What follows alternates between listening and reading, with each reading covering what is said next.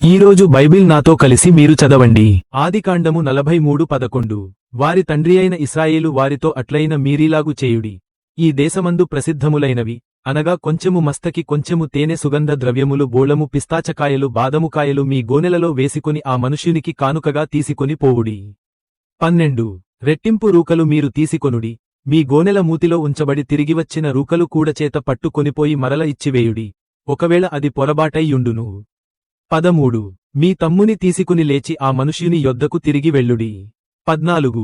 ఆ మనుష్యుడు మీ ఇతర సహోదరుని బెన్యామీనును మీ కప్పగించునట్లు సర్వశక్తుడైన దేవుడు ఆ మనుష్యుని ఎదుట మిమ్మును కరుణించునుగాక. నేను పుత్రహీనుడనై యుండవలసిన ఎడల పుత్రహీనుడనగుదునని వారితో చెప్పెను. 15. ఆ మనుష్యులు ఆ కానుకను తీసుకొని చేతులలో రెట్టింపు రూకలను తమవెంట బెన్యామీనును తీసుకుని లేచి ఐగుప్తునకు వెళ్లి యోసేపు ఎదుట నిలిచిరి. చదవబడిన వాక్యం దేవుడు మన వినికిడిలో దీవించునుగాక. ఆమెన్.